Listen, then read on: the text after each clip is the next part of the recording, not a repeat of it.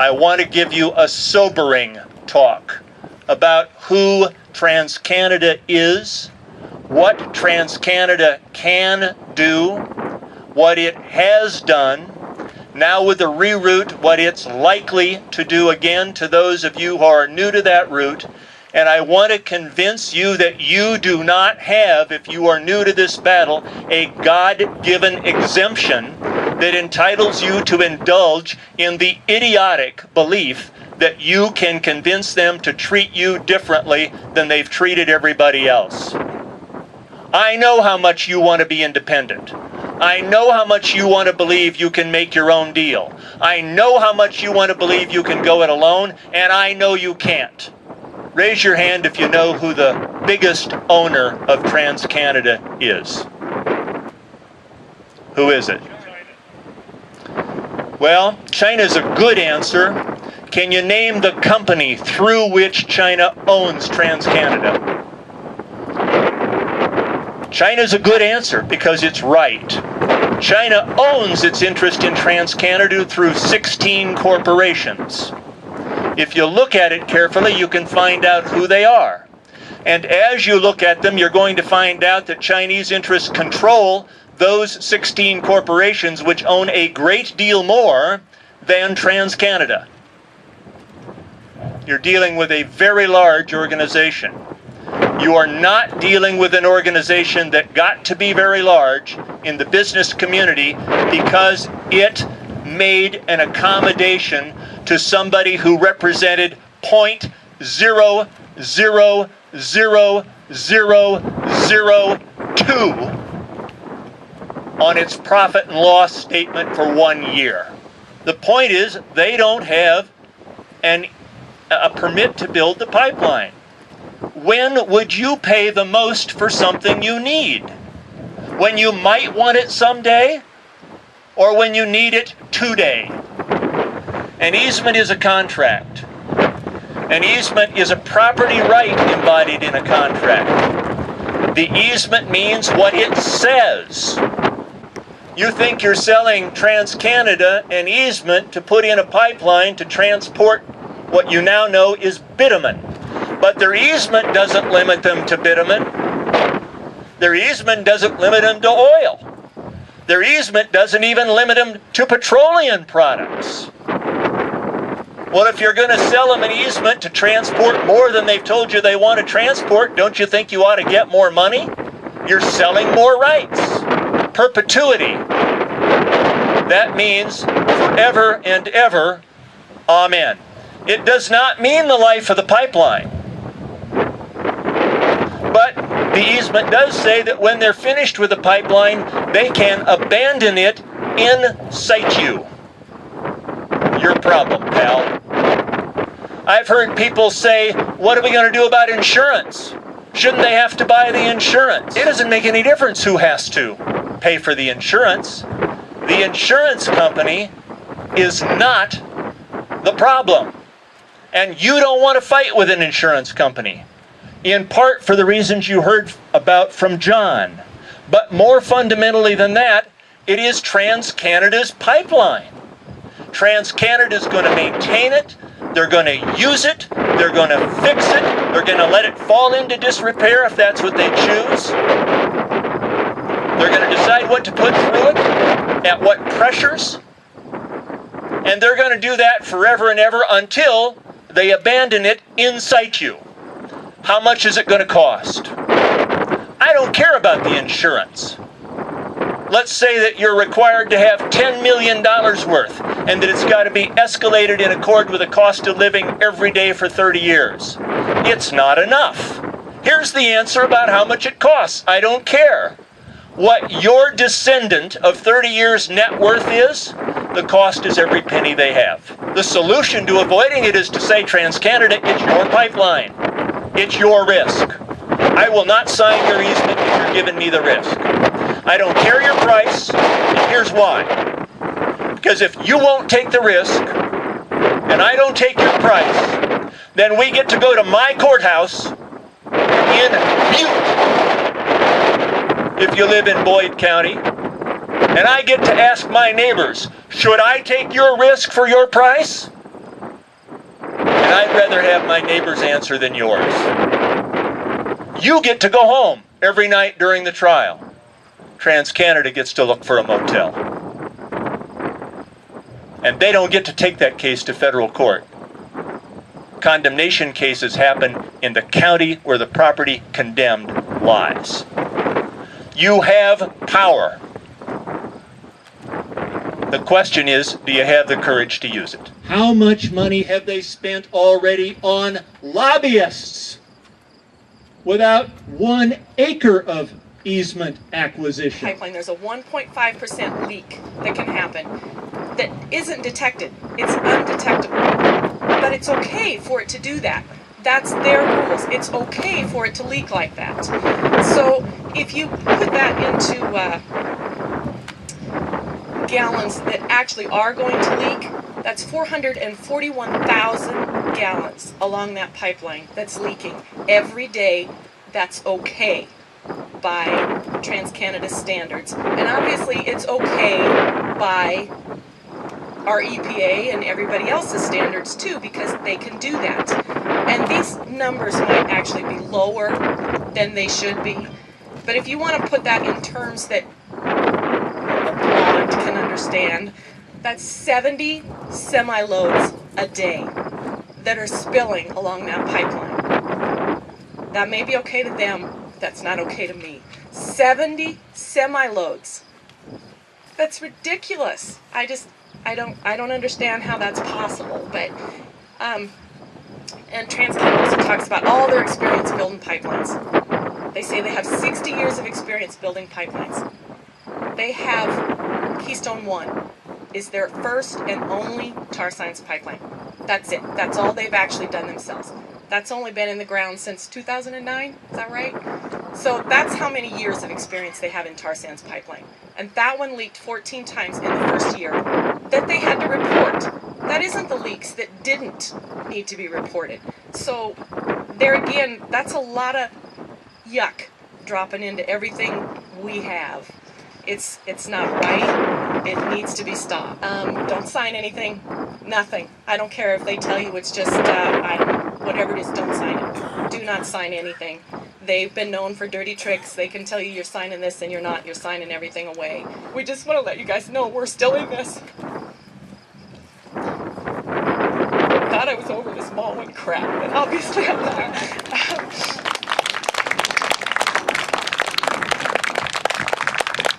Hopefully this has been helpful to somebody. Hopefully it's been helpful to everybody. On the whistle on Enbridge takes News Channel 3 on a tour of sites he claims still have oil, but the company is not coming back to clean up. John Bolenbaugh still finds ice packed with oil.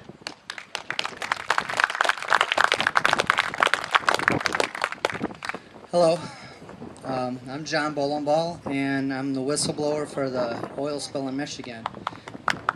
Thank you. So when the spill happened, for 17 hours, alarms are going off. They shut it down, and then they turned it back on and increased the pressure because they thought it was an air bubble. They were going against regulations, and the government has called them Keystone Cops because the horrible job that they did. So for 17 hours, this oil is gushing out, 60 foot tall, and it hits a creek. Then it goes down to Kalamazoo River, which goes into Lake Michigan. And we're talking about a few million gallons. They said it's 843,000. Well, we have residents that said they smelled the oil 3 days before Enbridge even said that it happened. The government is now saying it happened 24 hours before Enbridge is even saying it happened. We have witnesses that said that they saw Enbridge trucks and actually talked to them a day before the spill was reported, looking for the spill, telling residents they were looking for the spill, but they denied it the entire time. They still haven't admitted it. So for 17 hours, they're just pushing this oil through, and EPA has already cleaned up, or had them clean up, over 1.4 million gallons so far, which is almost double of what they're even saying spilled. But they're not going to retract their statement that that's what spilled, because they get a fine for every gallon that is spilled. So I started watching them covering up the oil. I didn't understand why they were doing it. Come to find out, it's because the government said you can't turn that pipeline back on until you have most of it clean.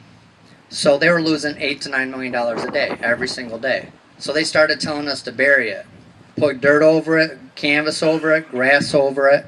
I started taking pictures and making videos. I went to the government, I went to the EPA and made complaints. They didn't do anything. And so I started undercoverly, you know, pulling my phone out, pretending like I'm texting, taking pictures, videos. Any chance I got, I would tell people I'm going to the bathroom and just walk around for a minute and get some good video. Thousands and thousands of animals, 40 miles of fish is dead. And so I'm going after the company for doing this. The threats, I've had 4 death threats, I've had slashed tires, cut brakes. I'm just going to play this for you. It's a really good video, and it's going to explain to you why you don't want this. It's not even worth the jobs. What if we told you there was something more likely to occur that you really should be worried about? A huge slick, about 877,000 gallons of oil. This is why we have to stop Enbridge and these oil companies. Join us as we uncover a pending disaster that you don't want to be in the dark about. What's your name, please? Richard Miles. Well, Richard, can you tell me what happened today in Nebraska? What did we do? Well, we had a meeting of our neighbors to discuss the effects of the Trans-Canada pipeline on our lands and waters. Well, do you believe we should have this pipeline put in? I think it's an abomination. I think it's bad for the people of Nebraska. I think that it puts our most valuable resources, people, animals, water, crops, at risk from contamination with carcinogenic materials. Best message, Trans-Canada, if this is such a doggone good deal, why don't you folks just take care of it yourself? The truth is, because the people in Canada won't allow it. They're smarter.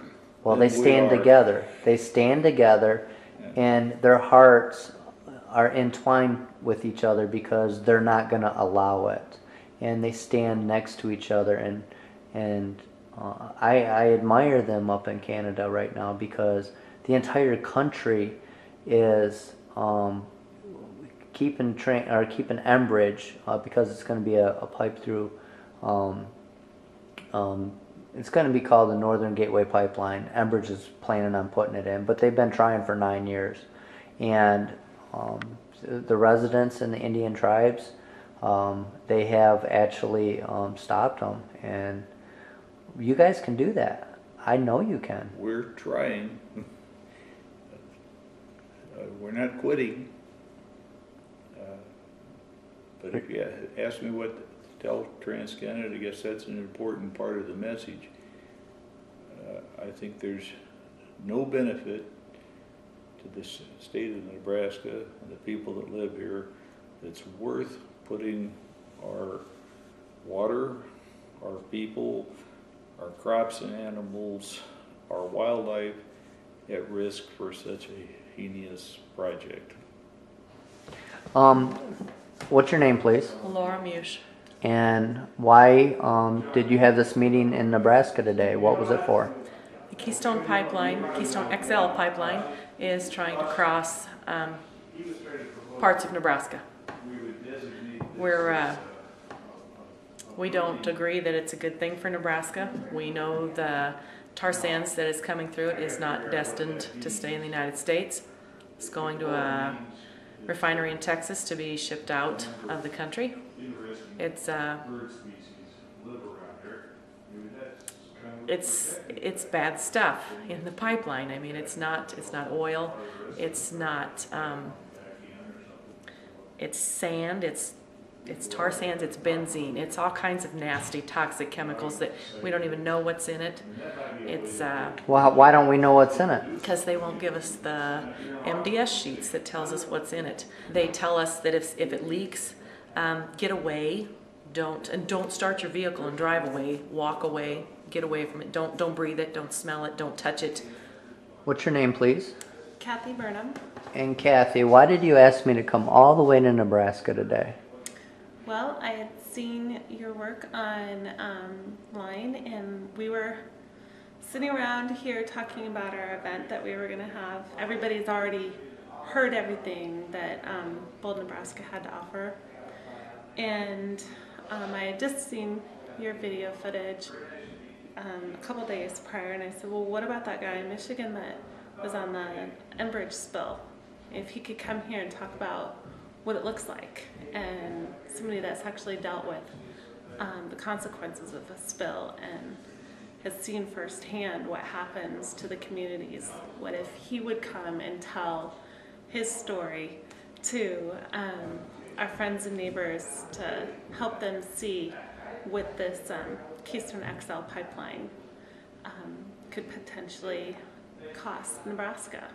So what do you think about my presentation? Do you think it affected people's opinion? I think it greatly affected everyone's opinion. Just for them to hear about the health consequences, that was absolutely devastating to think about the people that lost their lives, and without any adequate warning from Enbridge, and then the dirty dealings that they did, the things that they did with the air purifiers and getting them to sign off their rights. It's just unconscionable. So I think people here needed to hear that these companies are not dealing with them fairly. So how do you think the meeting went in whole? You had quite a few people that showed up. What do you feel about today? I feel really good about today. I was disappointed that the press wasn't able to be here, but I think that the press is no longer necessary. We're going to be able to get our story out through YouTube and through Facebook and word of mouth. There were a lot of people here that are going to go home and they're going to tell their friends and family the truth about tar sands, and they're going to tell them what they learned tonight, and that information is going to disseminate much further than I think it would if the press were here, because the press always has to tell the other side of the story, which, I'm sorry, if the other side is lying, how is that going to be the truth? If you do talk to TransCanada, have a camera in the corner. Absolutely. And get everything on tape. Absolutely. And because there's a lot of things, I mean, a lot of these companies will threaten you. Have you ever heard of anybody getting threatened by TransCanada? Yes. Hi, John. How are you? Langmeyer. This committee have to turn off all your stuff. I read this on there. Him saying that just.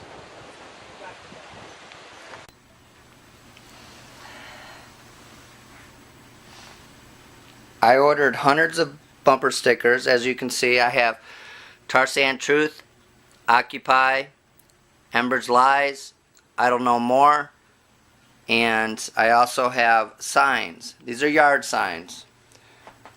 I Don't Know More, Occupy, Enbridge Lies, and Tar Sand Truth. Now I bought 900 signs. I have spent thousands and thousands of dollars out of my pocket.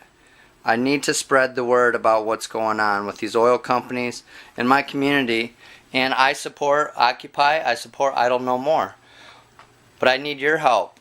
Go to the PayPal at helpa.org and just please, give me 10 bucks, 20 bucks, whatever you can afford.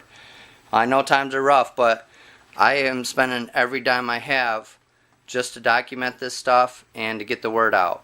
And I really want to help you. I'm sending these signs to Canada, Texas, Nebraska, all over North America for free. I'm not charging anything. So please help me, help us. Thank you. My name's Ben Gottschall. I live in Lincoln, Nebraska right now. I grew up on a ranch in Holt County, Nebraska in the Sand Hills, and the Keystone XL pipeline is going to come through the Sand Hills, and so I came here to Michigan to see what a tar sands oil spill would look like, and what I found out is that it's far worse than I could have imagined. What we have here is lies. The extent of the damage here is far worse than Enbridge said it was, and the extent of the cleanup is far more inadequate than they could ever even explain. What we have here is a cover-up of intense magnitude. This is a crime. This is a crime against nature. It's a crime against humanity, and we do not want something like this going through the Sand Hills of Nebraska.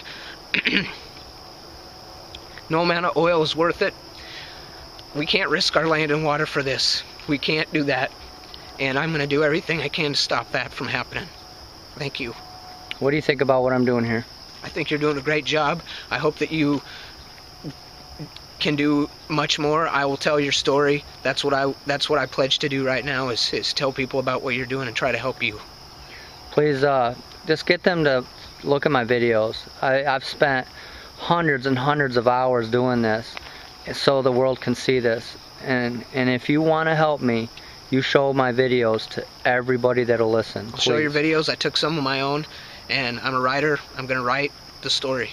Thank you. I appreciate that.